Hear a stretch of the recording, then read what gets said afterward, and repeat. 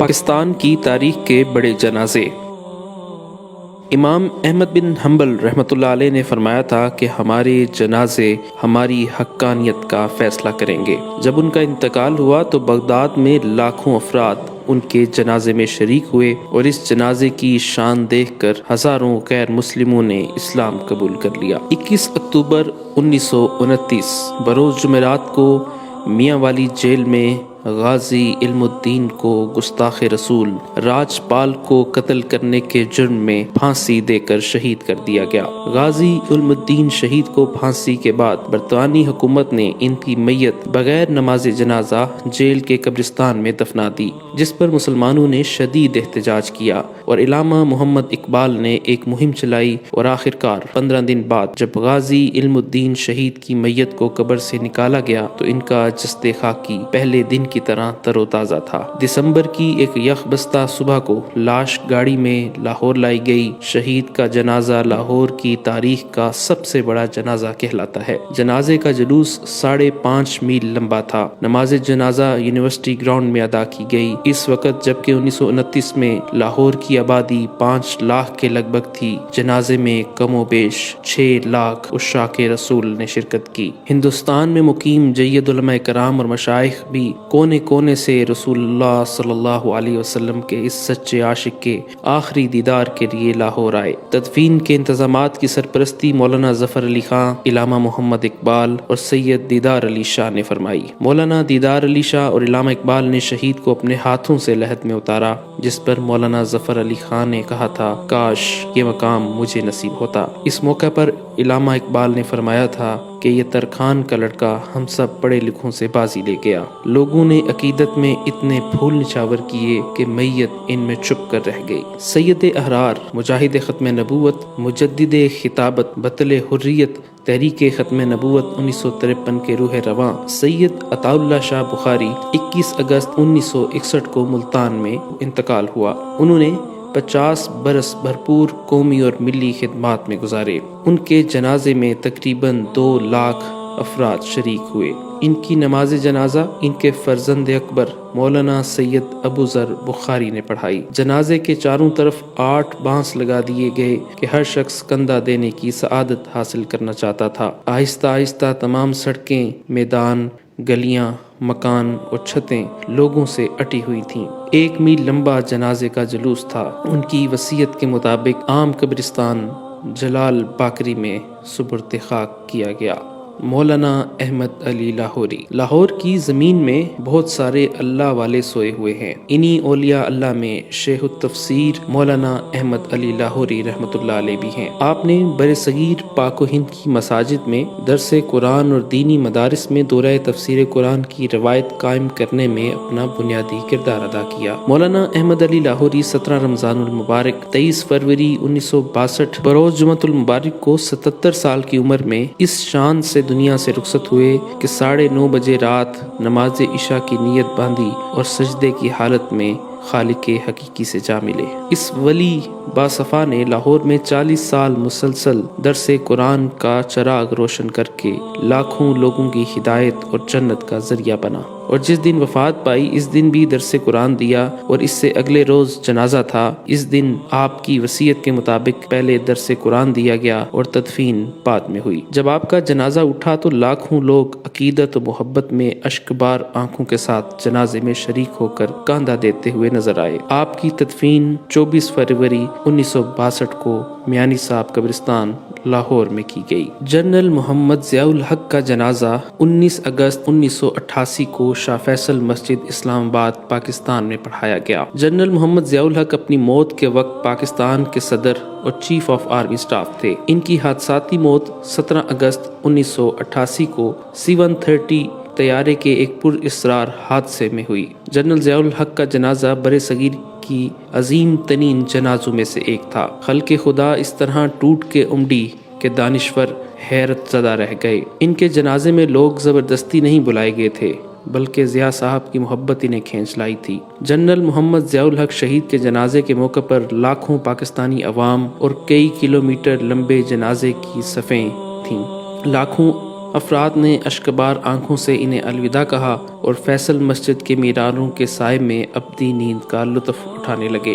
مرحوم صدر کا جسد خاکی پورے فوجی اعزاز کے ساتھ دارالحکومت اسلام آباد کے وسط اور مرگلا کی پہاڑیوں کے دامن میں واقع عالی شان فیصل مسجد کے وسیع و عریض احاطے میں دفن کر دیا گیا۔ تدفین کے وقت بڑے جذباتی مناظر دیکھنے میں آئے۔ 10 لاکھ سے زیادہ سوگواران سسکیاں بھرتے اور آہیں کھینچتے جنرل ضیاء کے تابوت کو اپنی آخری منزل کی طرف جاتا دیکھ رہے تھے۔ لاکھوں پاکستانی اپنی ٹیلی ویژن اسکرینوں پر تجہیز و تدفین کے آخری رسومات کو مبہوت تماشائی بنے دیکھ رہے تھے۔ 21 توپوں کی سلامی دی گئی اور جب مرگلا کی پہاڑیاں توپوں کی گولوں کی گونج سے لرز رہی تھیں تو ان لمحات میں ان سپاہیوں نے جنرل ضیاء کے تابوت کو لحد میں اتارا جنہیں کئی برس تک انہیں کمانڈ کرنے کا اعزاز حاصل رہا تھا۔ غازی ممتاز قادری۔ سلمان تاثیر قتل کیس میں ممتاز قادری کو 29 فروری 2016 کو سزائے موت دے دی گئی۔ شہادت کے دوسرے دن 1 مارچ 2016 بروز منگل لیاقت باغ راولپنڈی میں لاکھوں عاشقان رسول تمام مکاتب فکر کے لاکھوں افراد نے شیخ الحدیث سید حسین الدین شاہ کی اقتداء میں ممتاز قادری کی نماز جنازہ ادا کی۔ نماز جنازہ کے لیے راولپنڈی کا تاریخی لیاقت باغ چھوٹا پڑ گیا۔ لاکھوں کی تعداد میں شرکاء پنڈال کے اندر اور باہر موجود تھے جو ذکر الہی اور درود شریف پڑھتے رہے۔ نماز جنازہ میں مختلف سیاسی اور مذہبی تنظیموں کے رہنماؤں نے شرکت کی جبکہ ملک بھر سے لوگ قافلوں کی صورت میں راولپنڈی پہنچے۔ پاکستان کے علاوہ خلیجی اور یورپی ممالک سے کئی افراد نماز جنازہ میں خصوصی طور پر شریک ہوئے۔ ممتاز قادری کے جنازے میں تا حد نگاہ عوام کا جم غفیر تھا۔ میت کے ہمراہ لوگ پیدل سفر کر رہے تھے۔ شرکاء کی بڑی تعداد کے باعث منٹوں کا سفر گھنٹوں میں طے ہوا۔ بلا شبہ غازی ممتاز قادری شہید کا جنازہ پاکستان کی تاریخ کا سب سے بڑا اجتماع تھا۔ لیاقت باغ کے ہر اطراف 3 کلومیٹر تک انسانی سر ہی سر دکھائی دے رہے تھے۔ پاکستان کے نامور ناتخواں اور سابق گلوکار جنید جمشید 7 دسمبر 2016 کو چترال سے اسلام آباد آتے ہوئے طیارے کے حادثے میں شہید ہو گئے۔ جنید جمشید کی میت ایئر فورس کے خصوصی طیارے کے ذریعے کراچی پہنچائی گئی جہاں ان کی نماز جنازہ ادا کی گئی۔ ان کی میت کو پاکستان کے قومی پرچم میں لپیٹا گیا تھا۔ جنازے سے پہلے ایئر فورس نے گارڈ آف آنر بھی دیا۔ جنید جمشید کی نماز جنازہ میں لاکھوں افراد نے شرکت کی۔ اس جنازے کو کراچی کی تاریخ کا سب سے بڑا جنازہ کہا جاتا ہے۔ لوگوں کی بڑی تعداد صبح سے ہی جنازگاہ پہنچ چکی تھی۔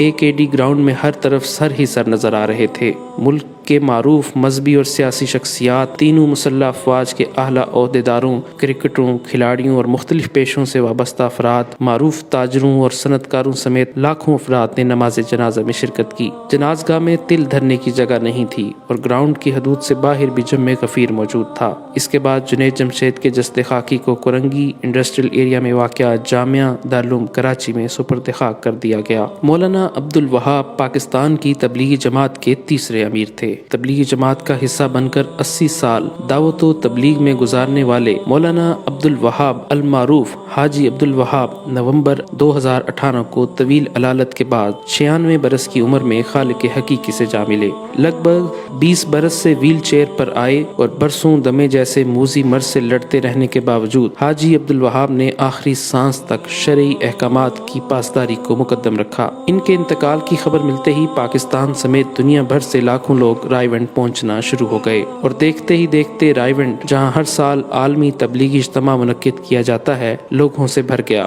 حاجی عبد الوہاب کا جنازہ رائیونڈ میں شیخ الحدیث مولانا مفتی نذر الرحمان نے پڑھایا جو حاجی عبد الوہاب کی وصیت کے مطابق تبلیغی جماعت کے نئے امیر بنے۔ آہوں، سسکیوں، دعاؤں اور ذکر کے ہدیے کے ساتھ ایک جم غفیر نے تبلیغی مرکز رائیونڈ کے وسیع اور عریض پنڈال میں نماز جنازہ میں شرکت کی۔ واضح رہے کہ 12 لاکھ کی گنجائش والی اس اجتماع گاہ میں تل دھرنے کو جگہ نہیں بچی تھی۔ اس جنازے کا شمار پاکستان کی تاریخ کے بڑے جنازوں میں ہوتا ہے۔ ٹریفک کا رش زیادہ ہونے کی وجہ سے کارکنان کی بڑی تعداد جنازے میں شریک نہ ہو سکی۔ لوگوں کی آمد کا سلسلہ نماز مغرب کے بعد بھی جاری رہا جس کی وجہ سے نماز جنازہ 1.5 گھنٹہ تاخیر سے ادا کی گئی۔ تحریک لبیک پاکستان کے سربراہ علامہ خادم حسین رضوی کی نماز جنازہ مینار پاکستان گراؤنڈ میں ادا کی گئی۔ ان کے جنازے کو لاہور کی تاریخ کا سب سے بڑا جنازہ قرار دیا جا رہا ہے۔